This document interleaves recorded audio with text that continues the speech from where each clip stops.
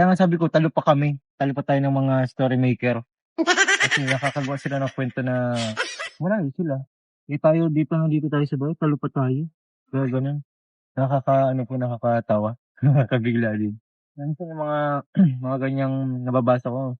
Hindi ko man din tinitake yun as negative. Nakatatawa na lang ako talaga minsan. Pag may nabash nga po kalatid yan, gara gusto kong awayin. Tapos ano po, sabi ko, ay mas nakikilala ko man sila kaysa Oo, dito. diba? Ganun.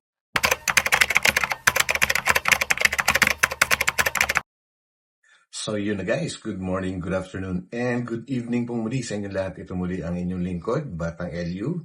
Another day, another reaction video po ang ating gagawin. And ang pag-uusapan naman natin ngayon guys ay tungkol naman po kay Charmaine regarding nga po sa pagbisita sa kanya ni Kalingap JJ. And napag-alaman nga natin guys na sobrang solid pala itong si Charmaine po, no? Sobrang solid EDC supporter siya guys.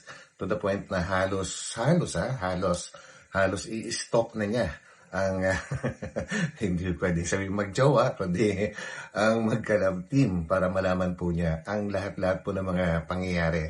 And so yan po ang ating bibigyan ng reaction guys. And bago tayo tumuloy doon, syempre, huwag po natin kakalimutan magtamsak guys. And tuloy lang po natin suportahan ang buong Team Kalingap sa pangunguna ni Kuya Val Santos Matubang, Ate Edna Vlogs, and Kalingap Rab. So yan guys, and shout out po sa lahat ng mga solid Kalingap supporters, and ganoon na rin po sa aking mga subscribers. Samahan po ninyo ako guys hanggang dulo. So let's go!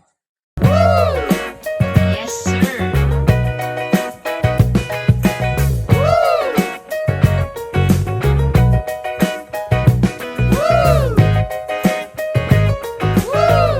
Dami daw po niyang nalalaman mga kalingap. Kailangan na po daw tong patahimikin. Kahit palabasin po yung mga nalalaman po niyang. Ang dami na po niyang nalalaman mga kalingap. Hindi ko po alam kung bakit. Nga pala, kumusta yung yung pagtitinda mo, paglalako mo? Ay, nung nakaraan po, yung magdi-deliver po ako sa sa gahunan po. Parang nakita ko po yung sasakyan ni Kuya Ed. Bakit anong di-deliver mo? Yung po, Graham. Ano po, Nagtitinda diba ka po, pala. Oo. AG ang niya, ang sakyan Sarado? 559. Oo. Ayun. White ang color. O, please, sinakyan po natin. Oo. Yun po, nakita ko po yung sa may Central Plaza malapit. What? Di ba po, dun po yung ni Ate Jancy malapit, Oo, malapit. yung apartment. Nakita ko dun yung niya sasakyan. Nakala ko parang hindi, yan kasi po, syempre madami pong sasakyan na ganun. Tapos, chinek ko po dun sa vlog po, yun po. Ganun po yung sasakyan. Na-confirm mo? Opo, kasi po, nakita ko, nanonood din po kasi ako ng vlog ni Kuya Eds. Oo. Grabe guys, ito si Charmaine, pwede na siya maging detective. Hindi na siya basta-basta, kumbaga nagsasabi ng nakita ko si gano'n, nakita ko si ganyan. Kumbaga sinisigurado niya guys. Talagang inaalam pati plate number, lahat-lahat. Para masigurado na totoo nga yung kanyang nakita. Ganyan dapat, di ba? Yung iba kasi guys, nagsasalita na walang kasiguraduhan kung totoo yung sinasabi. Pero ito si Charmaine, solid, talagang kakaiba. Pwedeng maging private detective ito guys. Yun po, nakita ako po. So, nakita mo yung sasakyan niya? Tapos, Siyempre hindi po, mo sure. nga po, yun dun, siyempre kay Ate Nancy. Balik mo, nagbo-vlog naman. Grabe. Bigyan po natin benefit of the doubt. Joke lang, wag ka pala. Kay Biancy kagad pumunta, di ba? Ang galing. Huwag na natin bigyan, automatic na yun. Yun. Siya dun, di ba po? Matik, Ang maganda syempre. dito kay Charmaine, confirm niya talaga. Hindi po, Yun. hindi ka agad nag-conclude na siya yung nasasakyan na yun. Kasi po, malilimutin pa ako Kaya po, sure ko po talaga kung yun yung sasakyan. Kaya Sinek mo naman. yung sasakyan ni Edge sa vlog niya para Opo. ma-confirm mo. Grabe naman dito si Charmaine. Tapos, So yan, paalala kay Papa Eds, tsaka kay nanay, nanay Biancy. Nako, hindi kayo makakaligtas sa paningin ni Charmaine. Ultimo plate number ng sasakyan ninyo, kabisado na niya. po, masaya din po ako kasi po yung sa vlog, naghabol pa po si Ate Biancy. Di ba po, pwede na po siya nung umuwi. Tapos, pero po, nagpunta pa rin siya dun. Yan yung yung basketball. Opo. Nakita mo yun, napanood mo yun? Tapos ang ingay po nandun nila Karista tas Ate Marian.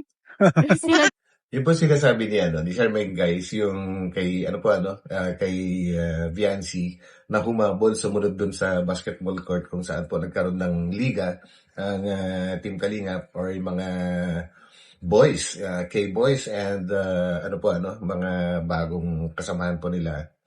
Instead na uuwi na daw si Viancy, talagang humabol pa dun sa court. Nakita naman natin, talagang naka-school uniform pa. Ang galing talaga nito, no? Alam na alam lahat. Grabe po Grabe. ang iingay na sigaw po. Si Biancy tapos si Carla magkatama niya. Opo, Mm. nandito po sila Charles, nandito po Aba. si ano. Yun nila, sinusuportahan nila yung jowa nila. Jowa. Jowa. Ay, jowa ba? Malapit pa lang. Malapit pala. Eh, pero kay Ate Carla. Malapit na daw. At least hindi rin hindi rin pinangungunahan ni Charmaine na magjowa na si Papa Eds tsaka si Viancy. Basta ang sabi niya, malapit na. So, yun. Okay yun. Ano daw po sila? Mauna daw po sila. Kung napanood mo yung interview kay Kuya Jom, siya ang dapat daw muna sila bago daw ang paubaya daw muna mga Kalingap. Uy, Para po sa akin, okay yun. Kasi pag na okay na yung Jomcar, matik mo yun. Sunod-sunod yung dominated mo yun. may ganun pala guys. Sino nakapanood sa inyo tungkol sa sinasabi ni Kalingap JJ na yung sinabi po ni Papa Joms na mauna daw muna sila ni Carla na siguro mag-declare na gano'n. Pero di ba na sila dati bago daw ang EDC, kumbaga magpaubaya daw muna. May ganun. Ano kayo masasabi ni Charmaine guys? So, ngayon, pinagpupukusan lang talaga pag-aaral mo. Depende po sa kanila kung ano pong gusto nilang gawin. Napag-uusapan naman po nila yun. Sa tingin mo? Correct. Depende yan sa kanila. Kumbaga, walang rules. Sa pagmamahalan, guys, walang rules yan. Kumbaga, ang totoong pagmamahalan, nanggagaling dito, hindi dito, at saka dito, di ba guys? Sinong naniniwala sa inyo dyan? Dito yan, di ba? Okay lang? Or tapusin mo na yung pag-aaral? Ano para po sa akin? Kung ano po. Ay, kung para po kay Ate Bens kay Papa Eds. Kung support na kitang-kita naman po bagang support na support si Papa Eds kay Ate Beyonce. Okay lang po. Okay na sa'yo? Sabay. Ay, grabe. Kasi, So yun guys, according kay Charmaine, okay lang daw na kagaya ng kagustuhan din ng karamihan na EDSI supporters guys. Kahit nag-aaral si Viancy, ay pwede na silang mag-on or mag-declare, di ba? Ganon din yung kay Charmaine. So, wala naman po masama doon kasi nakikita naman kung paano suportahan ni Papa Eds itong si Viancy po. Ganon din ang observation ni Charmaine. So, galing mo Charmaine, ha? sinusuportahan ko. Parang inspiration po, ganun. Grabe na. Yun. Sana all Inspiration. talaga. Pati yung cameraman natin, napapasana all talaga. Tapos na-excite na din po ako sa birthday ni Ate Beyonce. Nag-iipon na din po ako ng pang-regalo. Oh, wow. Mga regalo ka kay Viancy. Opo. Grabe. Kay Viancy. Grabe. Anong Couple regalo mo? shirt po nila ni Papa Eds. Couple shirt. Grabe naman si Sherwin. Nakakatuwa ka naman. Ano po? Bilang talaga. Grabe pag-support mo, no? Gusto ko po yung may mukha nila. Wow. Dito. Mapaprint. Grabe guys, astig. Kumbaga talagang solid si Charmaine guys. Kasi alam naman natin na financially hindi naman siya ganun ka stable and tinutulungan pa lang din siya ni Kalingap JJ.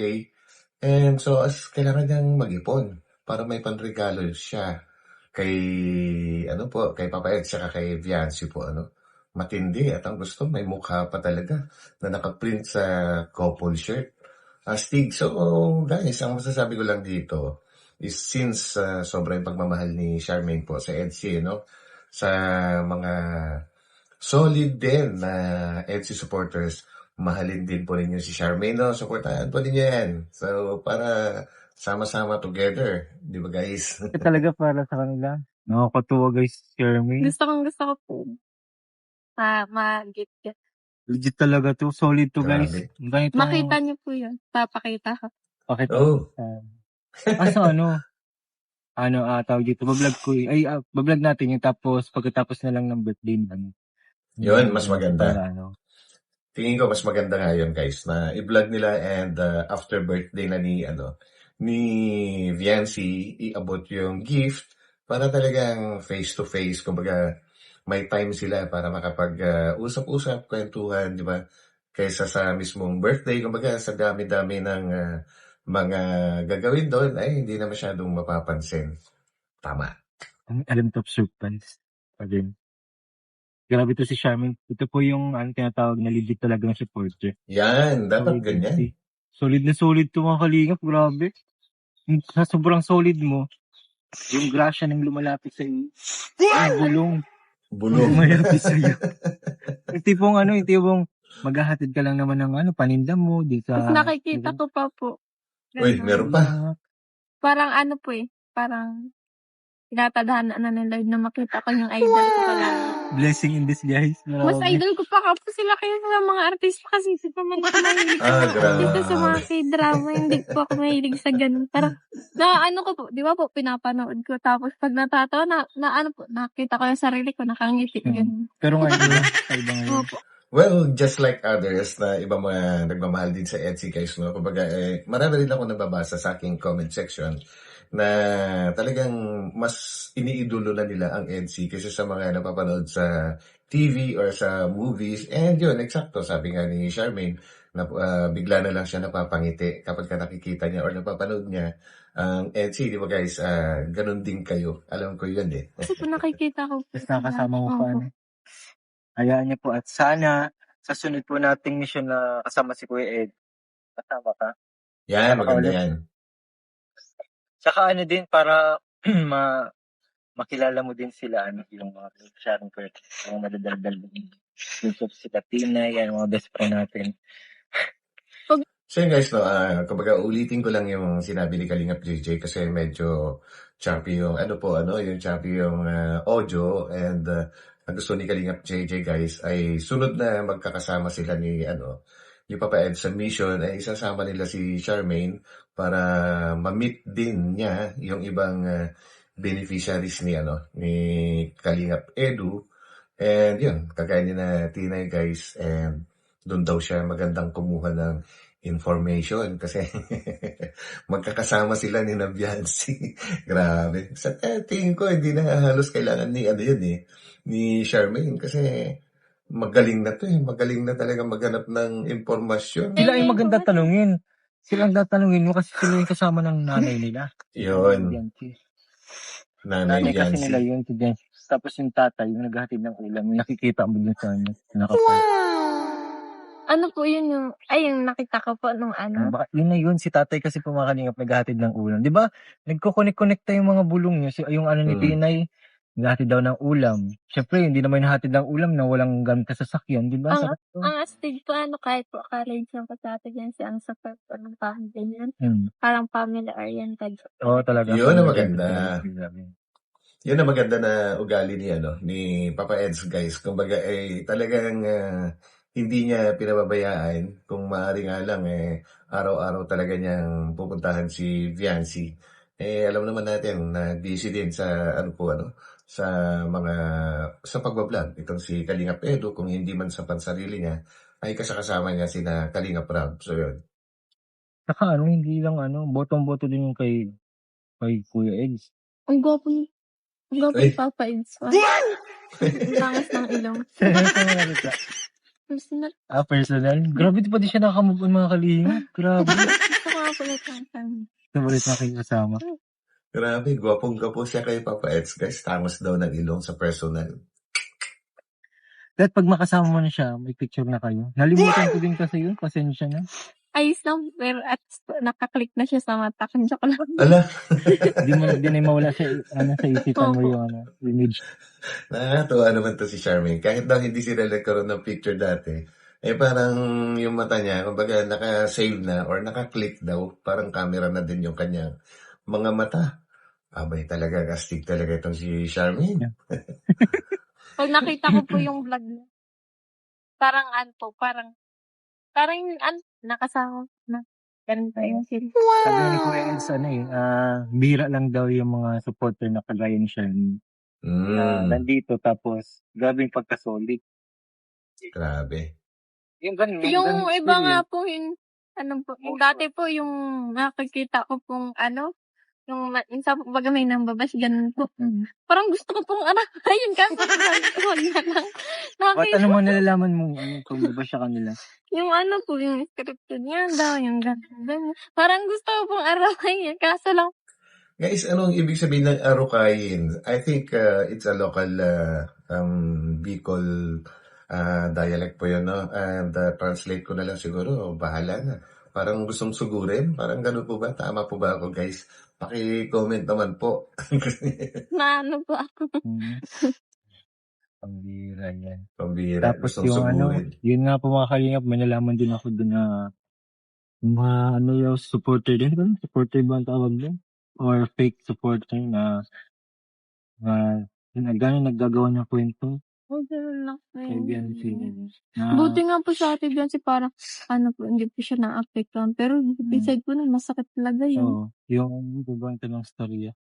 Kasi si Biancy naman, focus na naman talaga pag-aaral, di ba? Parang nanggagawa po kasi ng kwento. Parang yung gusto niya pong buhay is nasa ibang tao. Yun. Ganun po. Yun po ang mahirap Okay. Ingit, di ba?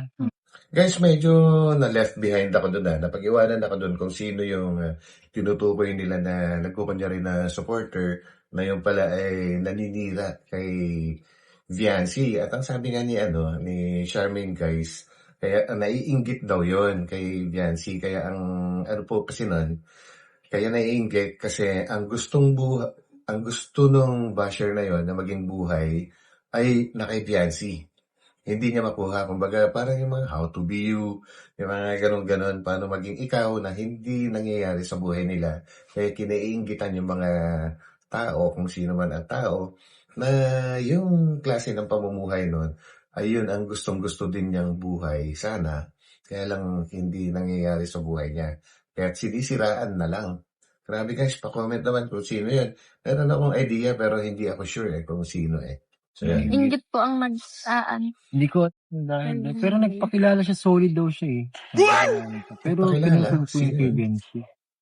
Yung kung totoo ba yung masakit yung ulo niya, nakapunta, tapos umiiyak daw magdamag. Sabi naman yan, umiiyak magdamag. Yung tipong talupa tayo na malapit sa kanya kung ang hirap po nung parang ginagawa na siya ng one. Pero syempre po marami siyang maniniwala. Oo. Hindi naman. Yan ang nagiging problema rin guys, no? Kapag merong nagsasalita against kahit kanino sa mga love team po, marami ding naniniwala na hindi na inaalam kung may katotohanan ba o wala. Basta pagka may narinig yung iba, naniniwala na kagad. Pero karamihan naman, naman yan, malaki ang tiwala sa NC or sa ibang love team. Yun, guys. Kami po ang kasi sikat eh. Hindi naman din natin control yan. Kaso, hindi man din natin alam kung sinesend lang din yun sa kanya or siya mismo gumagawa ng kwento. Hindi ko po alam. Basta yun po, mga kalingap. Be aware sa mga ganun pong klase ng supporter. Doon lang tayo kay Kuya Rob. Sa mga kalingap lang. Yan. Kasi maganda yung sinabi si Charmaine guys na doon lang tayo kay Kalingap Rob maniwala sa mga sinasabi niya at sa mga kasamahan na rin nila. Hindi yung kung sino-sino lang ang paniniwalaan. So, galing talaga itong si Charmaine guys. Iba yung paggawa ng kwento yung talagang, yun ang film talaga natin kay Biancy. At yung kahapon, nakasama po natin si Biancy. Pinakita ko yung chat kung tatawa talaga yun. Sabi daw ba't naman daw siya iiyak. Totoo yung masakit yung ulo, pero iiyak hindi naman. So masakit yung ulo niya kasi nga, hindi ko alam, baka dahil nalilipasan ng pagkain. Grabe naman nalipasan ng pagkain. Actually, nabanggit din ni Viancy kay Kalingap Rob na madalas daw sumakit ang ulo ni Viancy. Siguro yan, it's either baka migraine or mayroon na siyang kailangang ipacheck yung kanyang mga mata po, Kasi minsan hindi natin alam, may diferensya na pala yung ating mata. So, yun. Sa school. Yun, pero alam ko naman na... Pero minsan din guys, pagka kinapos ka sa tubig, sumasakit talaga yung ulo So, kailangan din talaga, lalo-lalo dito sa atin sa Pilipinas guys. Alam naman natin, tropical, mainit talaga. So, kailangan natin ng tubig. Kailangan tuloy-tuloy lang. Hindi. Alam ko naman po, kayang-kaya ni Biancy tumayo sa kanyang sariling mga paa. Kaya niyang pagpursigahan yung mga ganyan. Kasi laking din siya, hirap sa buhay. Tama. Kaya po hindi po kailangan siyang itigil. Matatag nga po sa Ate Biancy kahit anong pumbak kanya. Tapos iiyak na Correct. siya na magdamag. Ang tawag din ay pinagtibay ng panahon. Yes. Minol din na ng panahon. Kaya yun, sabi mo sa mga nagagawa ng kwento ko Biancy. Kina Kuya Eds, ano masabi mo dun? Ano lang, Bilang support wag na lang po magawa ng parang walang kwentang bagay para lang masiraan or makarami ng like para lang sa kasi po syempre masasaktan yung tao, masasaktan din po. Parang syempre yung ibang supporter ng EDSA syempre mag-aalala yun. Kaya galing. wag na lang magagawa ng kwento. Galing. Pwede naman yung mag-share ka ng ng EDSA, pero yung gagawin pa ng kwento parang ang samak na kasi marami ng basher, madagdag ka pa. Tama. Imbis na tuldukan mo yun. Pero yun nga, sana talaga Hindi natin yung mapipigilan. Saka ganyan daw kapag may malapit daw ang event, dumadami daw ang bash. Yun, ilang araw na lang guys. Ang kanyang birthday. Yung natatawa kay Kuya Rab, lutang. Nakita ko sa video. Yung nagpa-practice. Kaparte niya Alam niyo guys, pagka pinakikinggan ko si Charmaine na magkwento, para siya yung bata na tuwan-tuwa sa kanyang mga napapanood. Grabe siya. Yung kasi yung step nila napaka-hirap ata, kaya ganyan. Kakatili yung nag-start na sila yung pagpapasukat ng damit. Nakita mo yung practice nila? Opo. Sa church friend. Oo. Ba't kuya ng nakita ko po sa practice ko. Wala nang tugtog, makagkakapit pa ng Ay, grabe naman. Ganun talaga kapag hindi po scripted mga kalinga. Pati yun guys, napansin ni Charmaine na dun sa practice ng cotillion para sa birthday ni Biancy.